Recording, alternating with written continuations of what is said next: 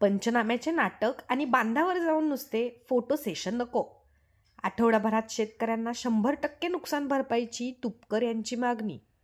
बुलढाणा जिल्ह्यासह संपूर्ण राज्यभरात अतिवृष्टी तर काही ठिकाणी ढगफुटी सदृश पाऊस पडत आहे आणि सरकार केवळ बघ्याची भूमिका घेत असल्याचा आरोप करत सरकारने शेतकऱ्यांच्या पाठीशी खंबीरपणे उभं राहून आठवडाभरात शेतकऱ्यांना 100% नुकसान भरपाई द्यावी अशी मागणी शेतकरी नेते रविकांत तुपकर यांनी केली आहे.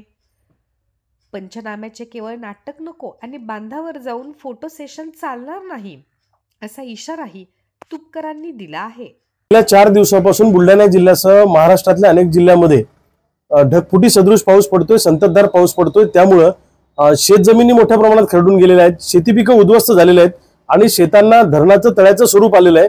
अनेक ठिकाणी जनावरं पण मृत्युमुखी पडलेले आहेत, काही ठिकाणी माणसं पण जखमी झालेले आहेत. नांदेडमध्ये तर एका शेतकऱ्याच्या 50 म्हशी एकाच वेळी वाहून गेलेल्या आहे. ही सगळी जी परिस्थिती आहे ही अत्यंत गंभीर आहे. सरकार मात्र बघ्याच्या भूमिकेमध्ये आहे. एका बाजूने सुलतानी संकट आम्हाला मारते, दुसऱ्या बाजूने आसमानी संकट आम्हाला मारते. दोन्ही संकटांनी आमची कोंडी केलेली आहे. सरकारची ही खरं तर कसोटीची वेळ आहे. सरकारने या काळामध्ये शेतकऱ्यांना आधार दिला पाहिजे. पंचनाम्याचे नुसते नाटकं करणं आणि बांधावर जाऊन फोटो सेशन करणं हे चालणार नाही.